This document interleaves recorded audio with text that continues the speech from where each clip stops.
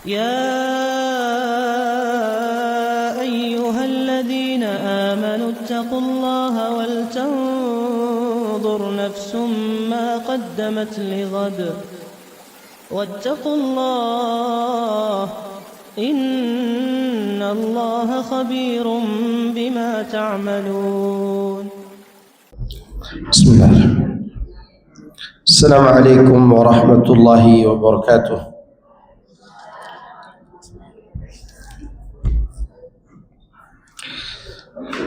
إن الحمد لله نحمده ونستعينه ونستغفره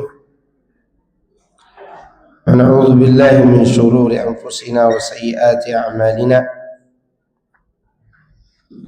من يهده الله فلا مضل له ومن يضلل فلا هادي له. أشهد أن لا إله إلا الله وحده لا شريك له. أشهد أن محمدا عبده ورسوله صلى الله عليه وعلى آله وصحبه أجمعين وسلم تسليما كثيرا. أما بعد، يا أيها الذين آمنوا اتقوا الله حق تقاته ولا تموتن إلا وأنتم مسلمون. فإن أصدق الحديث كتاب الله وخير الهدي هدي محمد صلى الله عليه وسلم وشر الأمور محدثاتها فإن كل محدثة بدعة وكل بدعة ضلالة وكل ضلالة في النار. Nah, jemaah sekalian, azani Allah wa iyyakum. Alhamdulillah, kita bersyukur kepada Allah Subhanahu wa taala atas limpah nikmat yang Allah berikan kepada kita semuanya. Di antara nikmat tersebut adalah nikmat iman, nikmat Islam. Nikmat diberikan kesempatan untuk mengamalkan sekaligus mempelajari kedua nikmat tersebut. Dan tidak ada lagi nikmat di atas itu. Tidak ada lagi nikmat di atas nikmat Islam. Sebagaimana disebutkan oleh Allah Subhanahu wa taala, "Al-yawma akmaltu lakum dinakum." Pada hari ini aku sempurnakan bagi kalian agama kalian. Wa atmamtu alaikum ni'mati, dan aku sempurnakan atas kalian nikmatku. Wa raditu lakumul Islam madina, dan aku meridhoi Islam sebagai agama bagi kalian. Ibnu Katsir mengatakan, hadhihi akbaru ni'amillahi ala hadhihi ummah.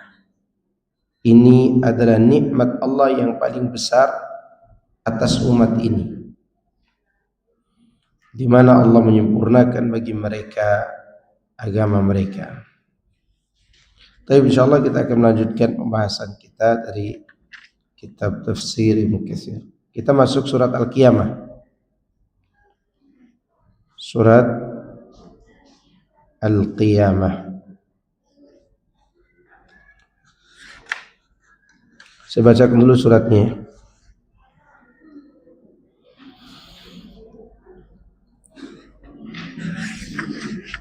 أعوذ بالله من الشيطان الرجيم. بسم الله الرحمن الرحيم.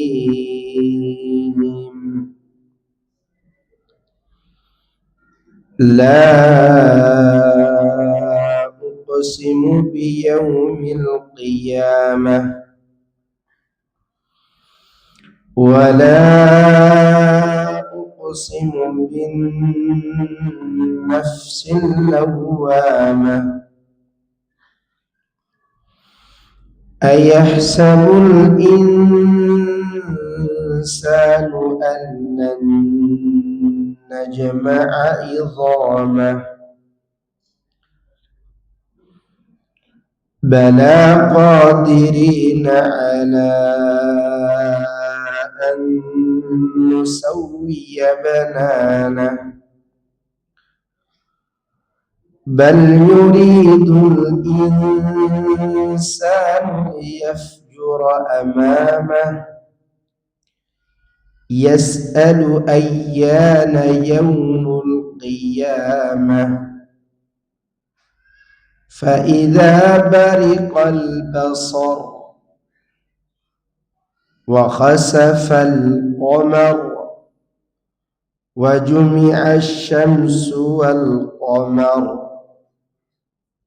يقول الإنسان يومئذ أين المفر كلا لا وزر إلى ربك يومئذ المستقر ينبأ الإنسان يومئذ بما قدم وأخر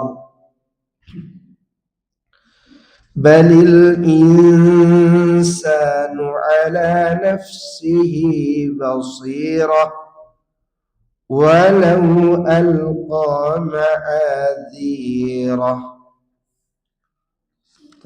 Kita ambil sampai ayat 15 dulu ya. Yang artinya, aku bersumpah dengan hari kiamat, dan aku bersumpah dengan jiwa yang amat menyesali dirinya sendiri. Apakah manusia mengira bahwa kami tidak akan mengumpulkan kembali tulang belulangnya? Bukan demikian, sebenarnya kami kuasa untuk menyusun kembali jari jemarinya dengan sempurna. Bahkan manusia itu hendak membuat maksiat terus menerus. Ia bertanya, bilakah hari kiamat itu? Maka apabila mata terbelalak ketakutan, dan apabila bulan telah hilang cahayanya, dan matahari dan bulan dikumpulkan, pada hari itu manusia berkata, kemana tempat berlari? Sekali-kali tidak ada tempat berlindung.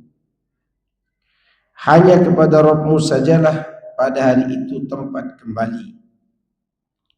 Pada hari itu diberitakan kepada manusia apa yang telah dikerjakannya dan apa yang telah dilalaikannya. Bahkan manusia itu menjadi saksi atas dirinya sendiri, meskipun dia mengemukakan alasan-alasannya.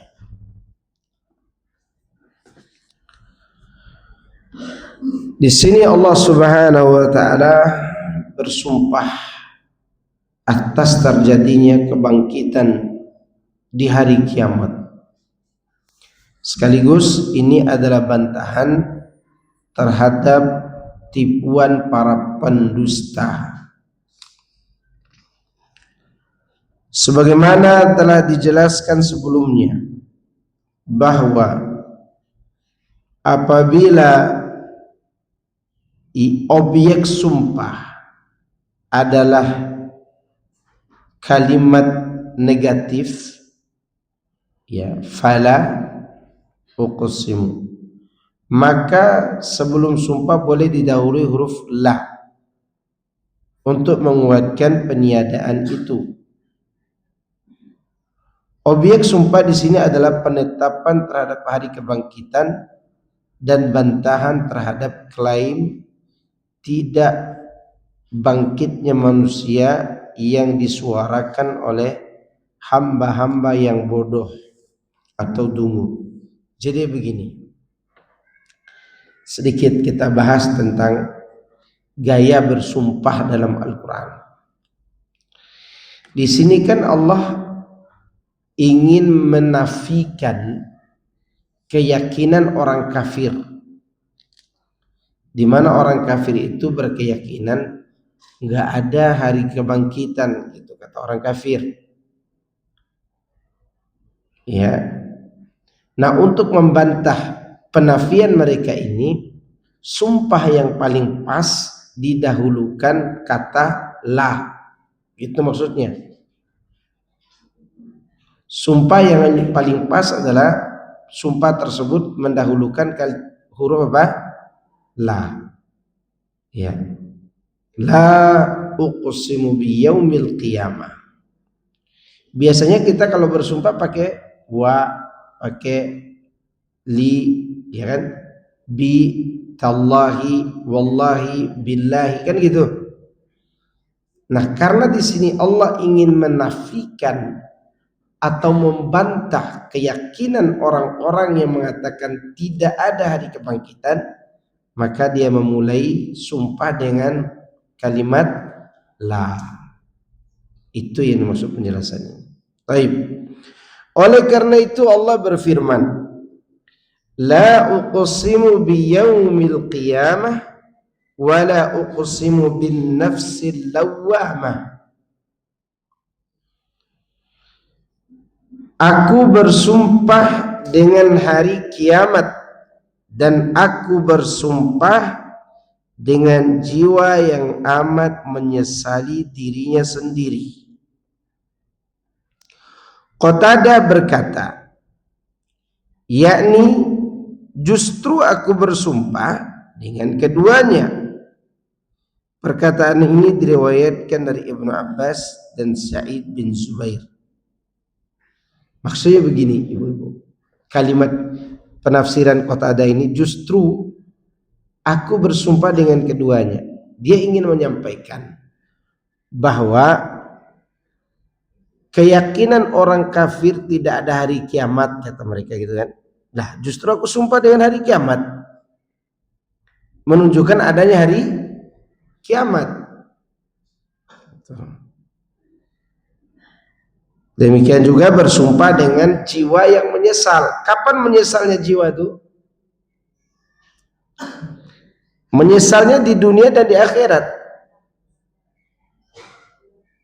Ya, nanti kita akan jelaskan. Jiwa yang menyesal itu ada 3 keadaan. Pertama, menyesal yang membuat dia bertobat di dunia. Penyesalan ini bermanfaat bagi dia.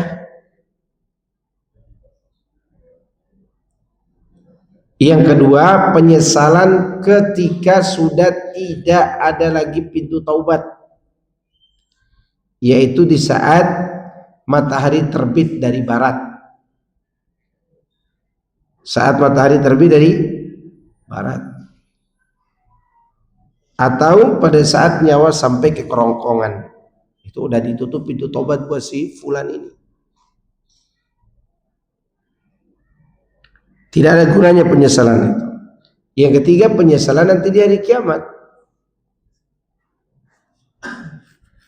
Ya. Makanya jiwa itu disifati dengan an-nafsul lawwamah. Penyesalan lawwamah itu artinya apa?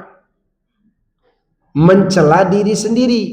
Itu arti lawwamah. Ya.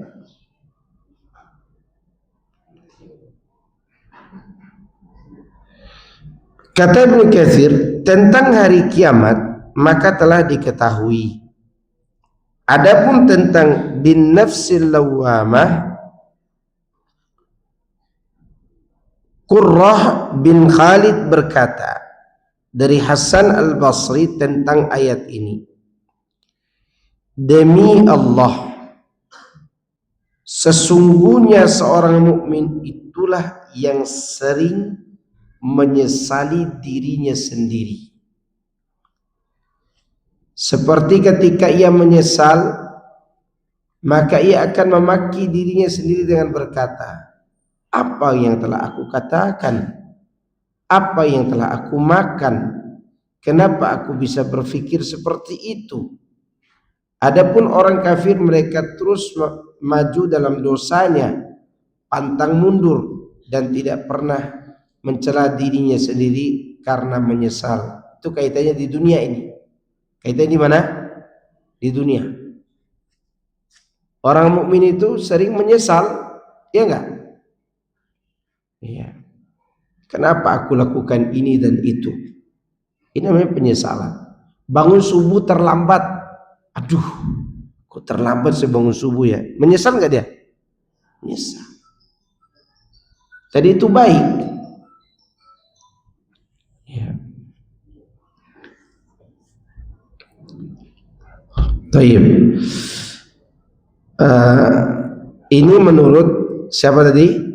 Al-Hasan Al-Basri. Di dunia ini yang sering menyesali dirinya sendiri adalah orang mukmin. Adapun orang kafir maju terus dalam dosa. Mana ada dia menyesal, membunuh anak kecil aja tidak menyesal.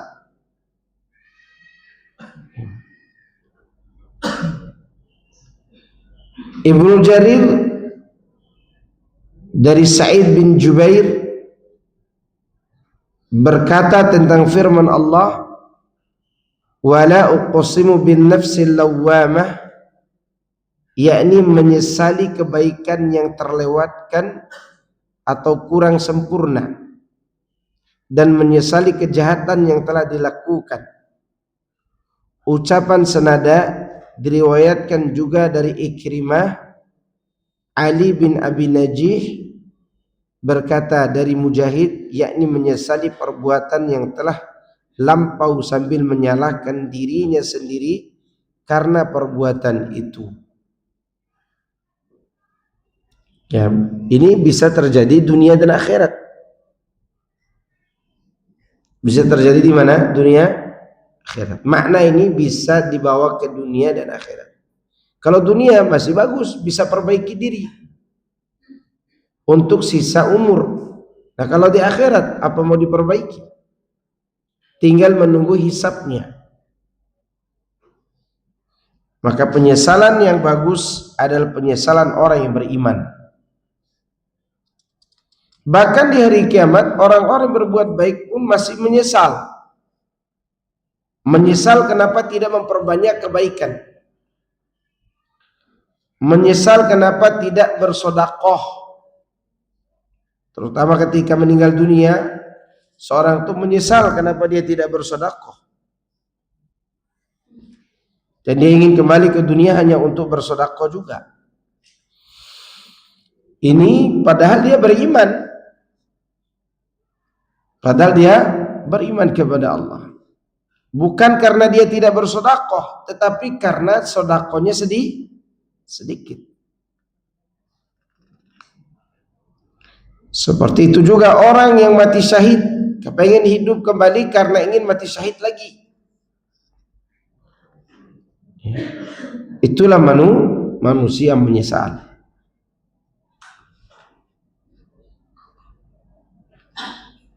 Kemudian, ayahsabul insanu allan najma'a idhamah. Apakah manusia mengira bahwa kami tidak akan mengumpulkan kembali tulang belulangnya? Yakni, apakah pada hari kiamat manusia mengira bahwa aku tidak mampu mengembalikan dan mengumpulkan tulang belulangnya yang berserakan di berbagai tempat? Tentu Allah Maha mampu. Ya. Orang kafir itu tidak meyakini hari kiamat karena dia memikirkan tulang belulang yang telah berserakan menjadi debu. Bagaimana mungkin Allah kembalikan lagi? Kan begitu pikiran mereka. Ya. Makanya mereka mengingkari hari kiamat. Oleh karena itu Allah membantah, bala qadirina ala an nusawwiya banana. Bukan demikian, sebenarnya kami ini maha kuasa untuk menyusun kembali jari jemarinya dengan cara yang sempurna. Ini apakah manusia mengira bahwa kami tidak mampu mengumpulkan tulang belulang mereka? Justru kami mampu mengumpulkan jari jemari mereka dengan sempurna. Kemampuan kami benar-benar sempurna untuk mewujudkannya. Jika kami berkehendak, niscaya kami akan membangkitkannya lebih dari sebelumnya. Namun akan kami jadikan ujung jari jemari mereka sempurna. Ya. Maka sampai hari kiamat nanti, jangan kata jari jemari, sisa khitanan kita dulu yang dibuang entah kemana, ya, terutama kaum laki-laki yang dikhitan atau disunat lah bahasa kita ya, itu sisa yang disunat itu udah tidak tahu udah dibuang kemana, itu akan kembali lagi. Makanya manusia dibangkitkan dalam keadaan tidak disunat. Maksudnya kulit yang pernah dibuang entah dibuang di mana, dikembalikanlah lagi. Ya. Maka disebutkan dalam hadis sahih, manusia dibangkitkan dalam keadaan tidak dikhitan atau tidak disunat.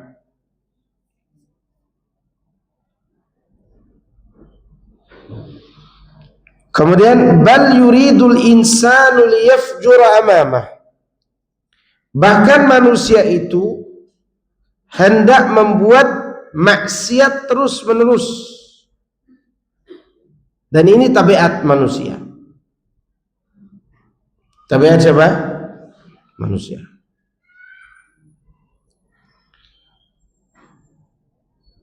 Jadi maksud ingin terus-menerus melakukan maksiat, ya ini terus melakukannya. Liyafjur amama disebutkan juga oleh Mujahid, yakni terus melakukannya tanpa menghiraukannya. Makanya orang kalau sudah asik dengan dosa, dia tidak hiraukan apa-apa lagi. Biasa dosa yang tidak dianggap dosa itu syirik dan bid'ah. Oke? Kemudian ada dosa yang dianggap dosa tapi ketagihan, selingkuh, zina. Makanya masih ada yang menyimpan nomor HP dan foto mantannya waktu SMP. Padahal umur sudah 50 tahun lebih.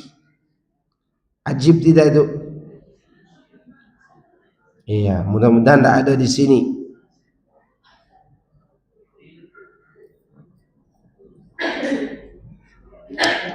Dan itulah manusia. Ya. Bahkan saking manusia ini ingin berbuat maksiat, ya, kalau dia sudah misalnya ini sampai dikatakan para ulama, kalau dia sudah menikahi seluruh wanita sedunia ini, udah jadi halal dan dibolehkan misalnya oleh agama, seluruh wanita sudah dia nikahi, maka yang tersisa anjing yang dikasih gincu lebih cantik dari istrinya. Itulah manusia. Makanya jangan heran manusia itu memiliki potensi negatif. Untuk menanggulanginya bagaimana? Kembali kepada Allah dengan cara bertakwa kepada Allah dan bertaubat. Hanya itu jalan keluar. Bisa nggak dibuang sifat itu? Tidak bisa dibuang, tapi dilawan. Nggak bisa dibuang, tapi dilawan. Gimana cara membuangnya? Dia udah tabiat, namanya tabiat, tahu tabiat kan? Udah tertancap kuat dalam diri, dan itu musuh dalam selimut. Maka Rasulullah sering mengucapkan, wa na'udzu billahi min syururi anfusina. Karena diri kita punya sifat tabiat bawaan, kecuali yang dirahmati oleh Allah yang mampu melawan itu setiap hari. Hasad, dengki, riya, ujub, sum'ah, semua itu dosa. Belum lagi dosa-dosa eksternal, zina, mengambil hak orang, berhutang, tidak mau bayar-bayar, itu nikmat juga tuh. Hutang tak mau bayar, nikmat gak? Nikmat bagi penghutang, bagi yang berhutang. Ya. Saking nikmatnya dia selalu katakan besok ya, sepekan lagi ya, sebulan lagi, karena dia masih menikmati dosa itu. Padahal dia punya uang. Ini tabiat manusia. Nah, kalau begitu tabiat manusia, apa yang mau dijadikan rujukan?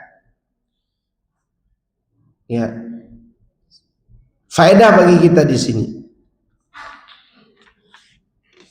untuk menimbang maslahat dan mudarat sebuah sikap.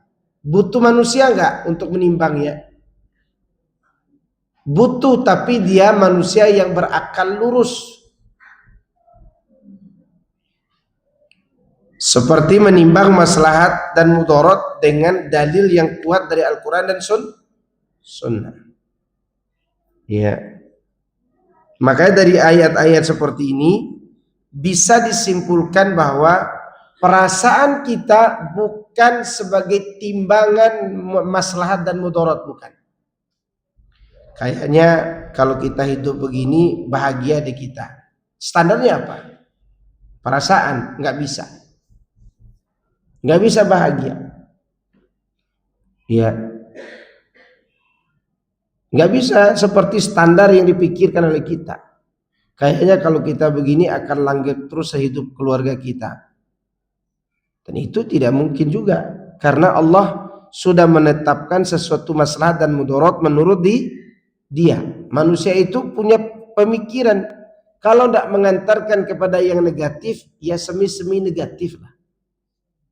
Ya, itu manusia. Sekarang berjudi itu asik enggak? Asik, apalagi judol. Judinya di rumah kan. Ya, kalau judi di luar ketahuan sama istrinya, tapi di rumah tidak ketahuan, tiba-tiba surat dan sertifikat rumah di bank. Ya. Itulah dosa. Maka orang seperti ini tidak bisa dijadikan sebagai standar manfaat dan mudarat itu menurut manusia, tapi harus menurut Allah. Membunuh menurut kita bagus enggak? Tidak bagus membunuh. Terbunuh juga tidak bagus. Tapi bagaimana kalau ada syariat yang mengharuskan saling membunuh? Ada enggak? Contohnya apa? Perang, jihad. Tidak ada orang mau mati karena akan menumpahkan darah. Tetapi di balik semua pertimbangan itu, ini ketetapan Allah secara syar'i. Maka tentunya apa yang ditetapkan Allah itu yang terbaik dan bermanfaat. Walaupun pada umumnya membunuh itu tidak bagus. Tapi kalau sudah berbicara jihad, maka perasaan tadi sudah tidak berlaku lagi. Ya. Demikian juga Allah menegur kaum laki-laki dalam surat An-Nisa, menimbang maslahat itu sesuai dengan keinginan dia. Misalnya dia melihat kekurangan istrinya, yang maslahat dicarikan saja nih, kan gitu. Padahal Allah katakan wa asa an takrahu syai'an wa yaj'alallahu fi khairan katsira. Itu ayat berkaitan dengan kekurangan wanita. Wanita itu kalau lebih dari segi fisik, yang kurang dari segi tingkah laku, ya enggak? Kalau dia cantik wajahnya, cemburunya membabi buta. Iya kan? Kalau dia sopan sekali, tapi wajahnya tidak terlalu menarik. Ada nggak seperti itu? Banyak. Sehingga suaminya punya perbandingan. Kayaknya nggak bisa nih anak hidup sama dia ini. Ini kan pertimbangan dia. Padahal pertimbangan Allah wa asa an takrahu syai'an wa yaj'alallahu fi khairan katsira. Itu coba lihat di surat An-Nisa ayat 19. Iya. Maka pertimbangan kita tidak bisa dipakai jadi patokan. Patokan itu adalah apa yang Allah dan Rasulnya tetapkan. Selama pasangan itu baik secara agama, maka dialah yang terbaik. Kenapa manusia tidak bisa dijadikan timbangan untuk menimbang maslahat dan mudarat? Karena di antara ayat yang menjelaskan ketidakberlakuan perasaannya adalah bal yuridul insanu liyafjura amama. Manusia itu lebih suka berbuat apa? Dosa. Maka didatangkan agama ini untuk mengatur keinginan dan untuk mengekang dan membatasi. Kalau nggak dibatasi agama, ya udah kembali ke zaman jahiliyah. Wanita jangankan jadi ahli waris, bahkan wanita itu kalau mati suaminya dia jadi warisan. Kenapa? Karena wanita dianggap rendah oleh orang-orang bodoh. Maka agama Islam yang mengangkat derajat kaum wanita. Dulu pertimbangan Abu Jahal, Abu Lahab, apa wanita itu? Dia kekurangannya banyak, datang haid. Kalau kurang ngomel-ngomel, kalau lebih biar sombong gitu kan. Tabiat wanita. Tapi agama datang mengatur. Makanya pertimbangan maslahat mudarat sekali lagi tidak dikembalikan kepada manusia. Coba lihat aja tingkah laku, mungkin ada di ibu-ibu tidak usah mengaku juga ya. Cukup merasa aja. Dulu waktu berbuat dosa, waktu kuliah sama mungkin sudah jadi suaminya sekarang. Kalau goncengan pegangan perutnya kuat sekali. Karena lagi maksiat. Sekarang suaminya maju lagi dikit. Udah tua, maju. Kenapa? Karena saatnya di saat yang halal. Waktu coba orang pacaran walaupun umur 50 tahun pasti pelukannya begini. Ya enggak? Padahal pacaran tuh 50 tahun. Apalagi umur 20-an tahun. Coba orang sudah menikah. Walaupun umur masih 25 tahun. Ya. Setan itu datang tuh memberikan bisikan kebosanan. Ya enggak?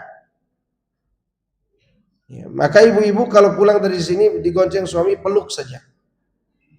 Kenapa? Saya ingin pacaran dalam yang halal. Masa waktu haram dulu kita pelukan, sekarang saling menjauh gitu.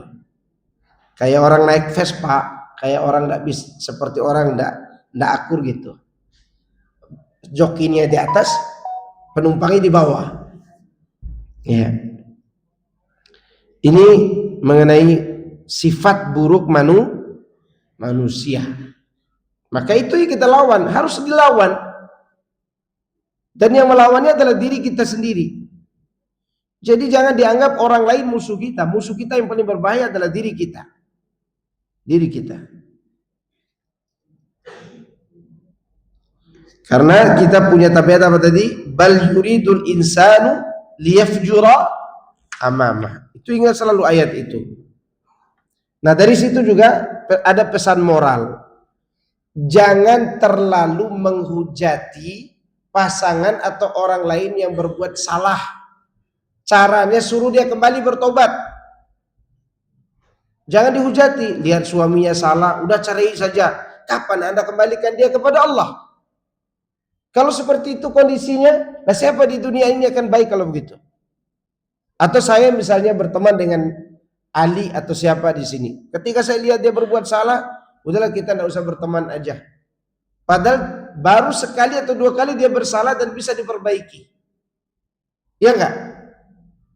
Sama seperti orang melihat satu orang ustadz yang mengajar dia selama ini mungkin udah puluhan tahun diajarkan oleh ustadz. Begitu salah ustadznya dibuang begitu saja tanpa berharap dia kembali lagi. Seharusnya diperbaiki karena dia sedang melawan dengan tabiat buruknya dan kita bantu dia.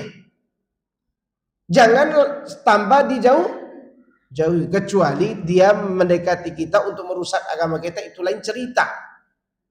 Ini ceritanya masih ada harapan untuk dikembalikan agar dia melepas diri dari sifat buruknya. Ya. Maka saya salut dengan seorang seorang wanita ya. Umurnya ibu waktu itu, ibu-ibu ini umur 50 tahun. Waktu itu umur saya masih 24 lah. 24 atau 23. Ibu ini cerita tentang suami dan anak angkatnya. Jadi ibu ini baik, dia dapat anak angkat, anak yatim gitu perempuan. Dia besarkan, anak ini cantik. Begitu dia SMA, si bapak ini suka sama anak angkatnya. Ibu ini tahu suaminya suka dengan anak angkatnya. Istrinya ini udah tidak bisa memisahkan cinta antara kedua orang ini. Dan ibu ini orang kaya, punya toko. Ya. Dia tahu ini tidak bisa dipisahkan. Kalau begitu nikah saja kalian, tapi rumah pindah. Jangan hidup serumah kita. Karena namanya manusia, cemburunya ada. Nah, ibunya betul-betul ingin menyelamatkan suaminya dari zina, tapi tidak mengikuti saran itu. Akhirnya si anak angkat ini hamil di luar nikah. Hamil. Setelah hamil, si ibu ini bilang, udahlah Pak, halalkan saja. Sudah berbuat dosa ini, bertobatlah Anda kepada Allah. Udah disuruh nikah karena udah hamil. Anak ini lahir, yang rawat siapa? Ibu tadi. Karena ini anak suaminya, kata dia begitu.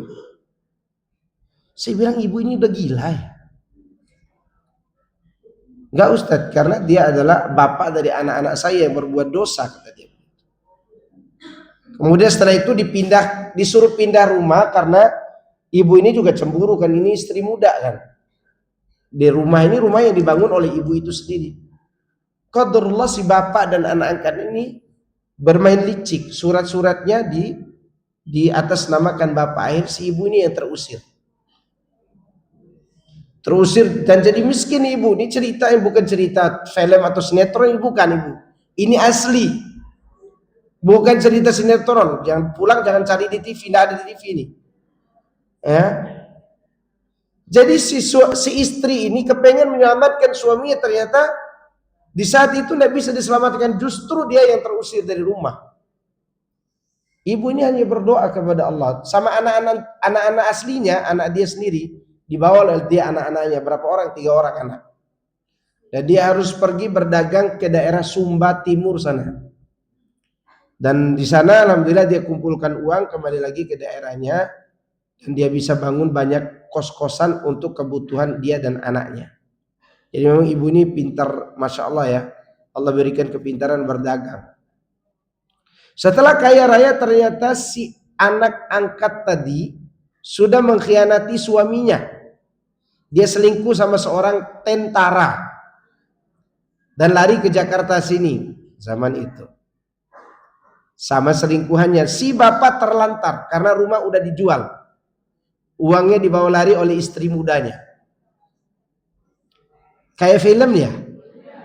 Iya, maka saya dulu sampai mau menulis novel itu dari tahun 2010 kalau salah. Ceritanya itu. Dan cerita orang langsung. Lalu karena si bapak terlantar, dia mau kembali dengan istri pertamanya. Istri pertamanya udah nikah sama orang Jawa. Udah nikah sama orang Jawa karena dia juga tidak mau kesepian kan. Iya. Dan waktu cerita itu ada suaminya. Suami yang kedua tapi ya. Kata si ibu itu, karena dia anak saya dendam sama bapaknya saya kasih kos-kosan satu rumah. Satu pintu buat bapaknya, biar anak-anaknya berbakti sama bapaknya. Biar bapak ini diselamatkan. Dan anaknya juga diselamatkan dari kedurhakaan. Wanita kayak gini masih ada di zaman sekarang, saya bilang begitu. Iya. Kalau zaman sinetron begini apa yang terjadi? Enyahlah kau gitu kan. Pergi kau dari pandanganku gitu. Ini pengaruh film sinetron ini. Untung enggak pengaruh Sarsepu waktu kita kecil dulu. Terbang kamu gitu kan. Kayak Viro Sableng gitu. Subhanallah, ini ibu tempatkan suaminya di kos-kosan yang ada di tempat dia bangun itu, dan anak-anaknya disuruh berbakti kepada ayah mereka. Dia jaga jangan sampai anaknya durhaka dan ayah mereka diselamatkan dari dosa. Ini sebuah contoh yang luar biasa. Ini bukan di zaman tabi'in, bukan di zaman sahabat, bukan zaman orang dulu, zaman di mana kita melihat dan merasakan bagaimana zaman ini sulit menemukan orang seperti itu. Orang sekarang suaminya poligami, dia katakan langkahi dulu mayatku. Akhirnya terjadi pembunuhan juga. Karena dia doakan sendiri kan. Seakan-akan suaminya telah melakukan sebuah dosa besar. Padahal itu juga ujian hidup. Hidup ini kalau terlalu manis, diabetes ibu. Kalau terlalu manis, saya mau cinta saya manis-manis saja, jantung Anda bisa diabetes. Tapi hidup kalau terlalu pahit, gemetaran karena apa? Deg-degan terus, kebanyakan kopi. Jadi hidup itu biasa aja.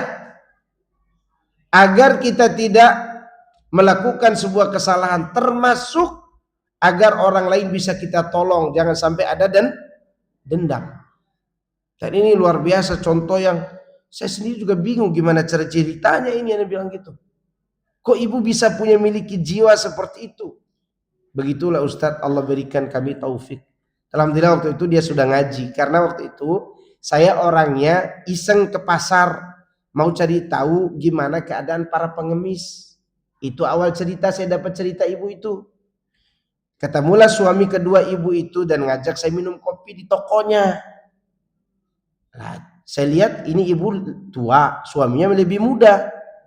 Ya, itu yang buat saya penasaran. Suami muda waktu suami keduanya maksudnya. Dan suami keduanya baik banget sama anak. Karena waktu itu juga saya masih dagang senter. Kalau mau jual barang, saya ambil dulu barang di toko-toko yang ada di pasar tanpa modal, gitu ceritanya.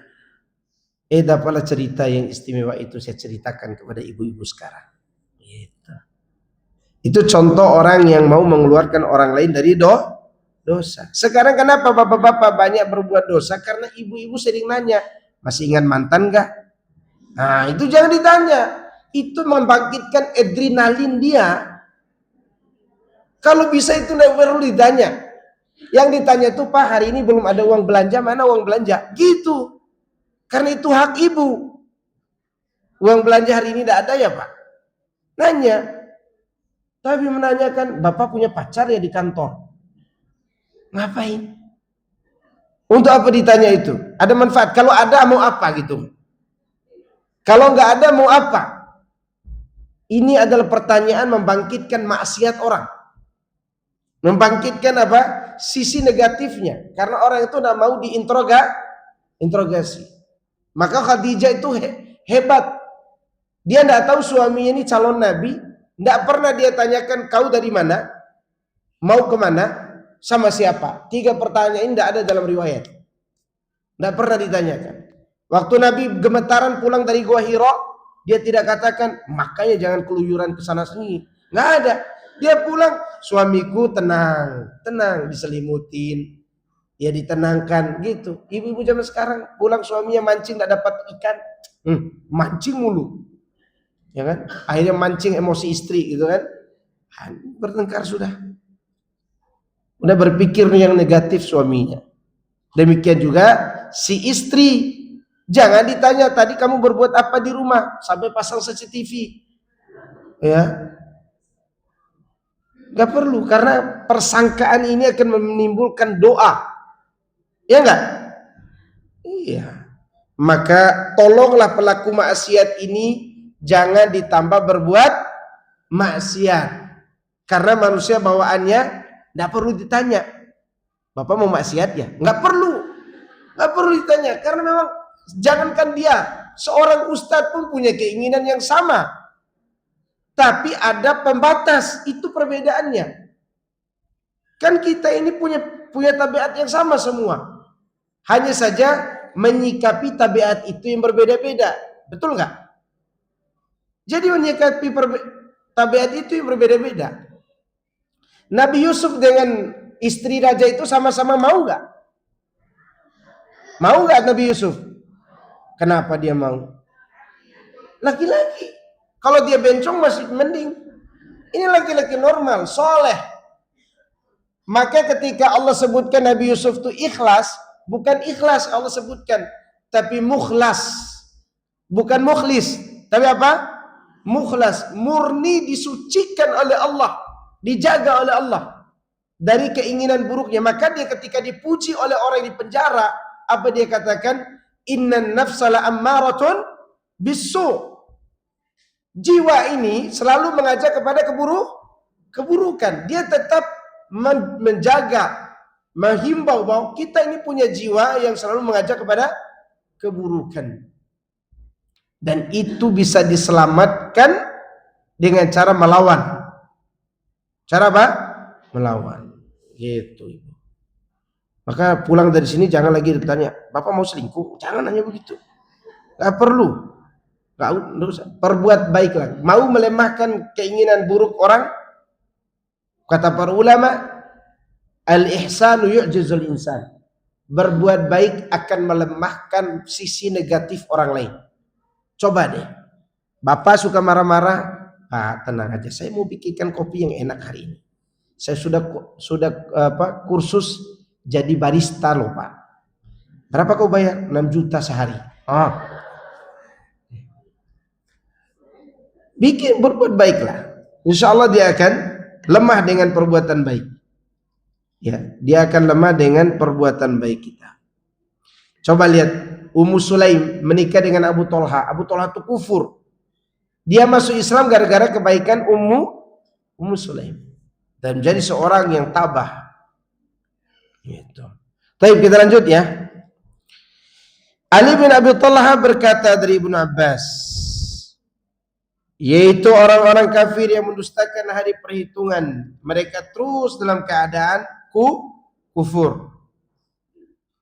Demikian pula pendapat Ibnu Zaid. Oleh karena itu, setelahnya Allah berfirman, yas'aluna ayyana yaumul qiyamah. Orang kafir itu berkata, bilakah hari kiamat itu? Yakni dia bertanya tentang hari kiamat sebagai pengingkaran terhadap kejadiannya dan pendustaan terhadap keberadaan hari kiamat itu. Ini pertanyaan ngejek. Ya. Betul nggak hari kiamat? Gitu tadi dia. Misalnya dia mau mengingkari. Ini sebagaimana firman Allah, wa yaquluna mata hadzal wa'du in kuntum shadiqin. Qul lakum mi'adu yawmin la tastakhiruna anhu sa'atan wa la tastaqdimun. Dan mereka berkata, kapankah datangnya janji itu? Jika kalian orang-orang yang benar, katakanlah, bagi kalian ada hari yang telah dijanjikan, hari kiamat, yang tidak dapat kamu minta mundur daripadanya walaupun sesaat. Dan tidak pula kamu bisa meminta dimajukan walaupun sesaat. Artinya harinya sudah tentukan. Allah mengatakan, فَإِذَا بَرِقَ الْبَصَرُ, maka apabila mata terbelalak ketakutan. Abu Amr bin Al-A'la membaca bariqa dengan baca baraqo. Bacaannya fa'idha baraqo. Ini bacaan Abu Amr bin Al-A'la bin Al-Ala. Dia membacanya fa'idha baraqo dengan baca kasrah di huruf ra-nya, yang artinya bingung.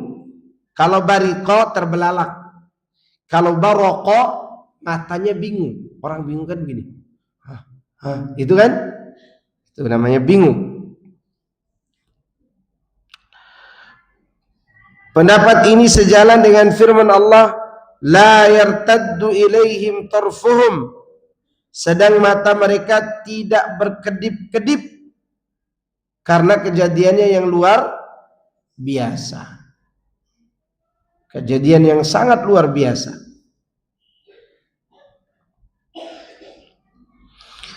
Karena tercengang melihat hari kiamat, pandangan mereka tidak fokus pada sesuatu.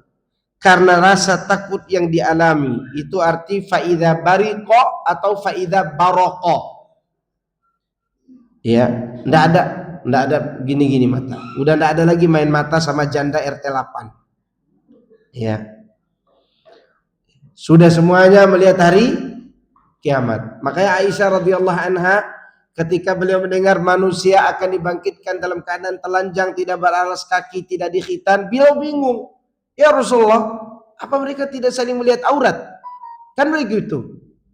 Rasulullah mengatakan, wahai Aisyah, perkaranya lebih dahsyat daripada itu. Tidak sempat melihat aurat orang lain karena mata memperhatikan apa? Hari kiamat.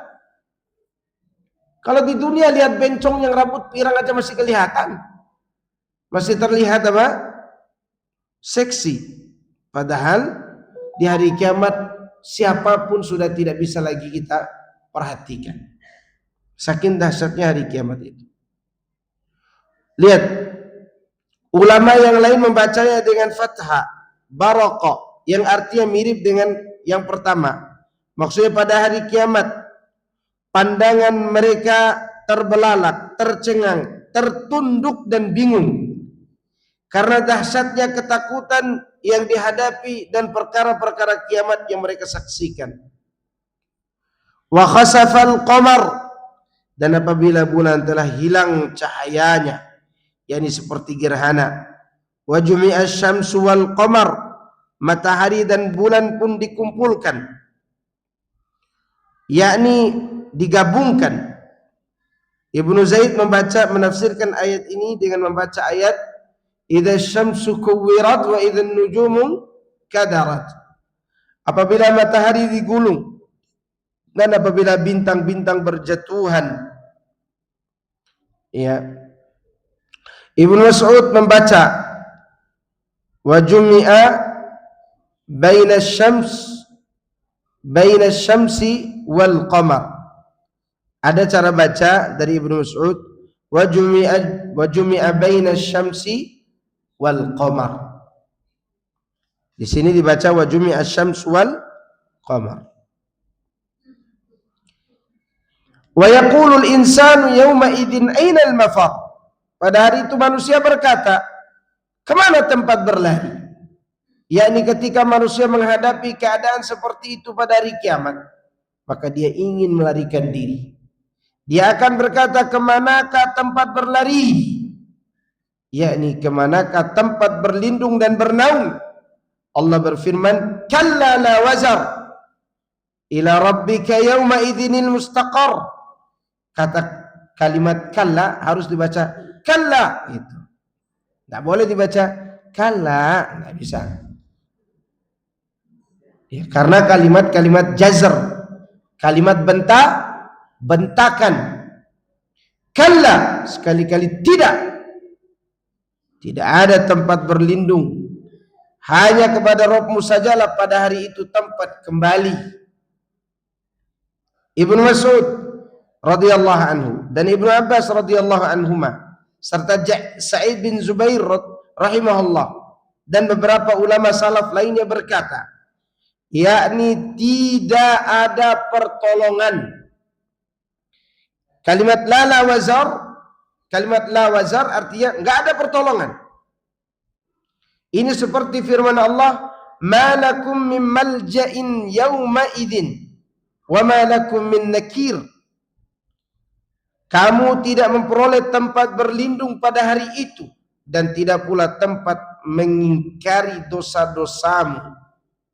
Yani kalian tidak mempunyai tempat persembunyian. Demikian pula firman Allah, la wazar, tidak ada tempat berlindung, yakni tidak ada tempat untuk menyelamatkan diri.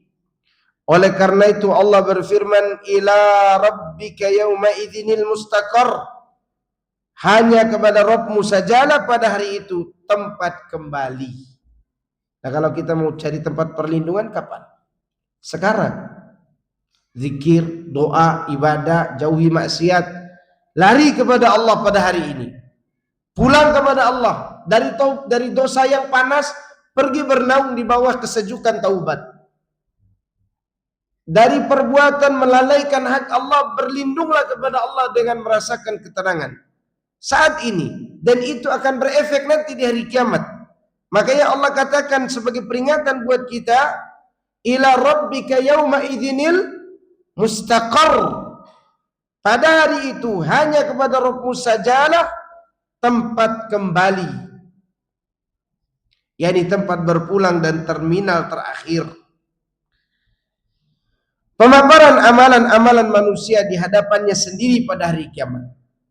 Kata Allah, yunabba'ul insanu yawma idzin bima qaddama wa akhar. Pada hari itu akan diberitakan kepada manusia apa yang telah mereka kerjakan dan apa yang telah mereka lalaikan. Sudah berapa banyak ketaatan kita lalaikan? Sudah berapa banyak yang kita abaikan? Itu akan disesali pada hari kiamat. Allah mengatakan dalam ayat yang lain, wa wajadu ma amilu hadira wa la yadhlimu rabbuka ahada. Dan mereka dapati apa yang telah mereka kerjakan ada tertulis, dan Rabbmu tidak menganiaya seorang pun, tidak mencurangi siapapun. Ya. Bahkan Allah katakan balil insanu ala nafsihi basirah walau alqa ma'adhirah. Bahkan manusia itu menjadi saksi atas dirinya sendiri, dan dia mengemukakan, walaupun dia mengemukakan, menyampaikan alasan-alasannya, yakni dia adalah saksi atas dirinya sendiri dan mengetahui apa yang telah dilakukannya, meskipun dia ingkar dan berbelit-belit dengan berbagai alasan, dia tahu bahwa dirinya salah. Maka di dunia pun begitu kan. Ya, kalau ada orang berbuat salah, saya tidak salah, dia tahu dirinya salah. Di hari kiamat udah nggak berlaku lagi itu, pasti ketahuan. Ali bin Abi Thalha berkata, balil insanu ala nafsi basirah, yakni pendengarannya, penglihatannya, kedua tangannya, kedua kakinya, dan anggota-anggota badannya semuanya akan menjadi apa? Saksi. Ya. Kemudian setiap orang menjadi saksi terhadap dirinya sendiri. Qatadah berkata, demi Allah, di dunia sekiranya Anda mau, maka Anda akan mengetahui aib-aib orang lain dan lalai dengan dosa Anda sendiri. Akan tetapi di akhirat nanti, dahulu dikatakan, sesungguhnya di Injil tertulis, wahai manusia, kamu dapat melihat kotoran di mata saudaramu, akan tetapi kamu membiarkan pangkal pohon kurma yang ada di matamu, kamu tidak melihatnya. Di dunia itu. Tapi kalau di akhirat, dia akan mengatakan apa? Aku tahu dosaku sendiri. Di dunia kita tidak lihat dosa kita. Bahkan dosa tetangga terus yang dilihatnya, ya enggak? Atau dosa temannya yang dilihat. Tapi akhirat dia akan mengaku dirinya bersalah. Makanya Allah katakan walau alqa ma'adhirah, meskipun dia mengemukakan alasan-alasannya, yakni walaupun dia memperdebatkannya, namun dia tetap lebih mengetahui dosanya sendiri. Kata Qatadah, walaupun dia beralasan dengan alasan yang batil, maka alasan itu tidak akan diterima. As-Sudi berkata, ini sama, yakni argumennya sebagaimana Allah firmankan, summa lam takun fitnatuhum illa an qalu wallahi rabbina ma kunna musyrikin. Kemudian tidaklah fitnah mereka kecuali mengatakan, demi Allah Rabb kami tidaklah mempersekutukan Allah. Ini kata mereka pada hari kiamat, padahal dia sendiri tahu bahwa dirinya berbuat syirik. Allah juga mengatakan, yauma yab'atsuhumullahu jami'an fayahlifuna lahu kama yahlifuna lakum wa yahsabuna annahum ala syai' ala innahum humul kadhibun. Ingatlah hari ketika mereka semua dibangkitkan oleh Allah, lalu mereka bersumpah kepadanya bahwa mereka bukan orang musyrik sebagaimana mereka bersumpah kepadamu, dan mereka menyangka bahwa sungguhnya mereka akan memperoleh suatu manfaat. Ketahuilah bahwa sesungguhnya mereka lah orang-orang pendusta. Ya, makanya ketika mereka beralasan, Allah tutup mulutnya. Mata berbicara, telinga berbicara, kulit berbicara, tangan dan kaki jadi saksi. Al-Aufi berkata dari Ibnu Abbas mengenai firman Allah ini, yakni meskipun mereka meminta maaf, tidak diberi maaf. Karena sudah tidak ada lagi waktu untuk meminta maaf. Tidakkah Anda mendengar firman Allah, la yanfa'u zalimina ma'dziratuhum, tidak bermanfaat lagi bagi orang-orang zalim permintaan maaf mereka. Allah juga berfirman, wa alqau ilallahi yauma idzinis salam, dan mereka menyatakan ketundukannya kepada Allah pada hari itu. Artinya, ya Allah, sekarang kami berserah diri. Manfaat enggak? Enggak manfaat. Ya. Allah juga berfirman, fa'alqau salama ma kunna na'malu min su'. Mereka menyerahkan diri sambil berkata, kami sekali-kali tidak akan mengerjakan suatu kejahatan pun. Dan perkataan mereka juga, wallahi rabbina ma kunna musyrikin. Ingat semua ayat ini. Ayat-ayat ini menunjukkan bahwa mereka yang berbuat syirik, berbuat munafik, berbuat maksiat, ingin memberi alasan kepada Allah dengan beberapa alasan. Pertama, mereka ingin ingkari, kami tidak berbuat dosa, kami tidak berbuat musyrik. Ini pertama. Kedua, ketika mereka sudah mengaku, mereka akan katakan, ya Allah, sekarang kami berserah diri kepada Engkau. Ketiga, ketika mereka sudah mengaku, ya Allah, kami mengaku dosa kami, tolong maafkan kami. Semua itu tidak berguna. Kenapa? Karena berada di hari kiamat. Oleh karena itu, awal surat ini disebut dengan wala uqsimu bin nafsil lawwamah, karena mereka menyesal seperti ini. Minta maaf, minta uzur, memberi alasan, semua itu tak berguna. Yang berguna adalah apa yang telah kita usahakan di dunia hari ini. Maka jangan lalaikan kesempatan ketika kita ingin berzikir di mobil, ketika lampu merah, subhanallah. Ya, menunjukkan bahwa kita merasa ingin bertasbih kepada Allah. Begitu kita berbuat salah, astaghfirullah. Ya, Rasulullah SAW kalau beliau melihat sahabat berbuat salah, beliau katakan Allahu Akbar, subhanallah gitu. Kalau beliau memarahi sahabat, jangan bawa kebun binatang ke rumah. Ya, ada kesempatan mau bertobat. Ibu ketika butuh-butuhnya, ketika pelit-pelitnya, lalu muncul keinginan bersedekah, segera sedekah. Karena sedekah yang paling baik itu di saat kita kedatangan sifat pelitnya. Ya, itu sedekah yang paling baik. Ya, jangan sampai ini akan menjadi penyesalan. Aduhai, kenapa aku tidak membantu orang pada saat itu ya? Walaupun kita selamat, kita juga tetap menyesal. Itu. Tapi saya kira cukup. Ada pertanyaan, silakan. Ini ada pertanyaan di kotak pertanyaan. Gak ada? Ada. Ibu-ibu silakan taruh pertanyaannya di kotak. Kalau pertanyaan ditaruh di kotak pertanyaan ya. Kalau sedekah di kotak amal. Ustaz, izin bertanya, apa benar doa ibu seorang suami tidak manjur jika suami tidak menyayangi istrinya? Jazakallah khairan. 2. Bolehkah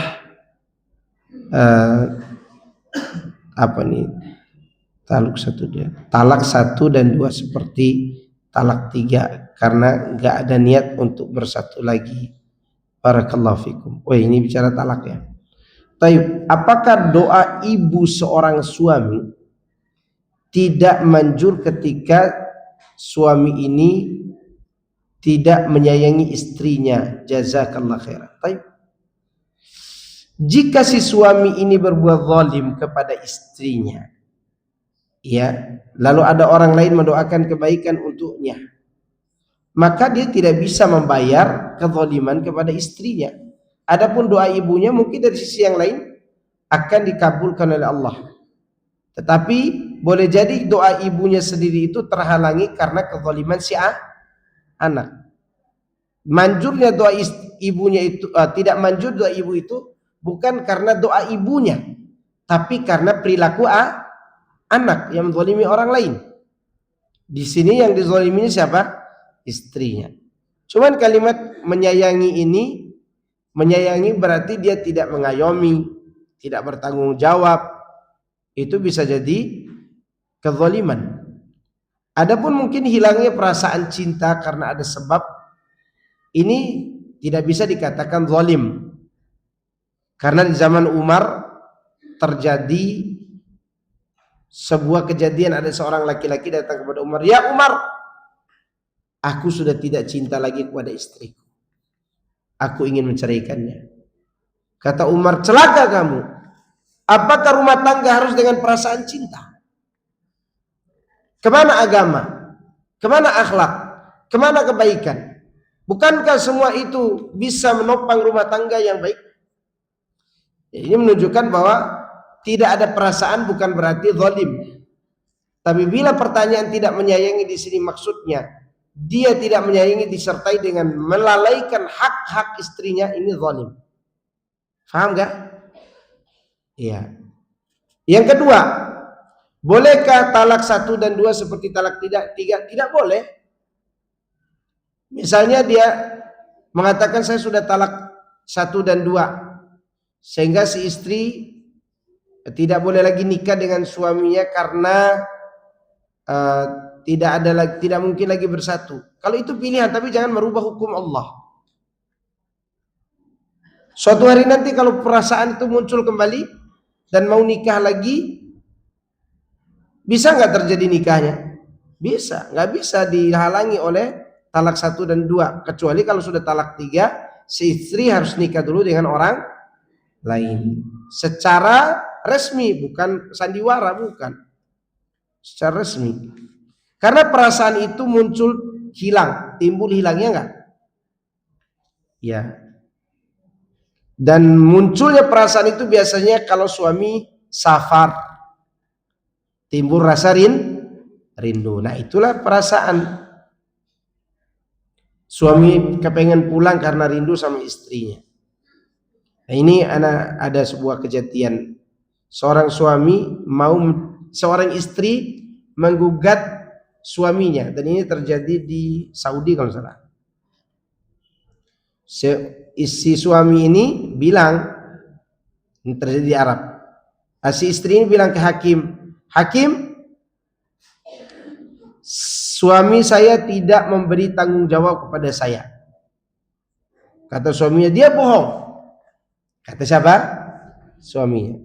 Karena suami tidak mau cerai, yang mau cerai istrinya gara-gara tidak dinafkahi. Ini namanya cinta perasaan tapi tidak tanggung jawab. Ada nggak seperti ini? Ada. Suami main game terus cinta istrinya tapi tidak mau cari makan. Ini contoh ini. Dia punya cinta perasaan tapi tidak tanggung jawab. Ini zalim. Kata istrinya, dia tidak menafkahi saya. Kemudian si hakim mengatakan, kau tidak bisa menggugat cerai sampai ada saksi. Mana saksinya? Didatangkanlah saksi tetangganya, laki-laki. Dan perempuan ini pakai cadar. Ya, awal cerita si istri bilang aku tidak cinta sama dia. Karena suaminya ego.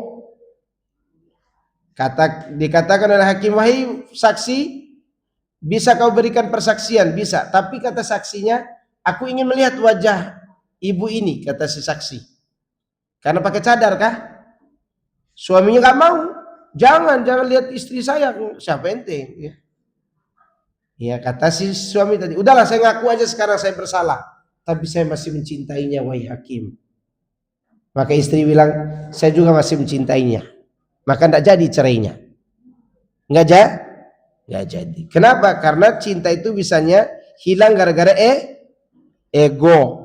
Namun ketika berjauhan kadang muncul, bukan kadang lagi, sering muncul. Nggak tahu ini kalau betul-betul sudah sakit begini, tidak dinafkahi, mungkin perasaannya tidak ada, atau perasaan tetap ada, tapi kemungkinan untuk bersatu tidak bisa. Ini banyak sekali kejadian seperti ini. Alhamdulillah beberapa orang tidak jadi cerai ketika datangnya ke rumah saya. Ada 2 orang kemarin hampir pergi cerai, kata istri udah tidak mungkin lagi Pak Ustadz. Suaminya saya datangkan ke rumah, ketemu di musola saya marah-marahi suaminya, dibelai sama istrinya. Masya Allah, ternyata ibu masih cinta sama suaminya. Iya, itu kadang harus digitukan juga. Gimana ente tidak tanggung jawab? Ini anak orang, waktu sama orang tuanya, ini orang dimanja-manjain. Ke rumah ente jadi babu, saya bilang gitu. Kata istri, Ustaz jangan marahi suami saya, berarti masih cinta. Nah, boleh jadi kan?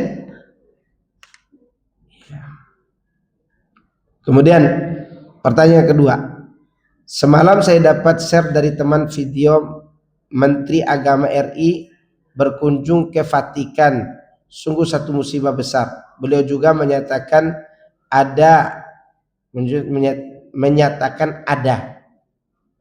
Indonesia inisiator untuk deklarasi Istiqlal Vatikan. Ya Allah, pertanyaan bagaimana sikap para ulama terkait hal ini? Diingkari, boleh mengingkari kemungkaran penguasa di depan umum selama merusak orang secara umum, boleh. Dan tidak ada mafsadah yang lebih besar setelah itu ketika kita mengingkarinya, bahkan ada maslahat. Ya, tidak semua kebijakan pemerintah tidak boleh disampaikan kemungkarannya di depan umum. Boleh disampaikan. Ulama harus mengeluarkan fatwa. Ulama harus bertindak. Karena ini adalah perbuatan mengajak orang untuk menyamakan semua agama. Anda tahu kenapa orang munafik jadi munafik? Apa mereka tidak santun? Mereka santun. Kesantunan mereka apa? Ingin menyatukan semua ajaran agama, musyrik dan mukmin. Ya. Dan ini adalah pahlawan kesorean.